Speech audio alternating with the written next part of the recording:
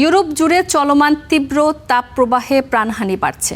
সবচেয়ে বেশি মৃত্যুর ঘটনা ঘটেছে স্পেন ও ফ্রান্সে।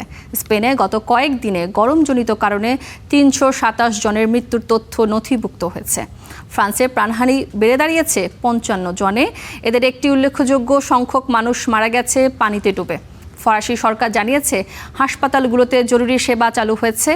এছাড়া জার্মানি, বেলজিয়াম ও নেদারল্যান্ডসেও সর্বোচ্চ তাপমাত্রার নতুন রেকর্ড হয়েছে। জার্মানিতে তাপের পারদ উঠেছে ৪১.৩ ডিগ্রি সেলসিয়াসে।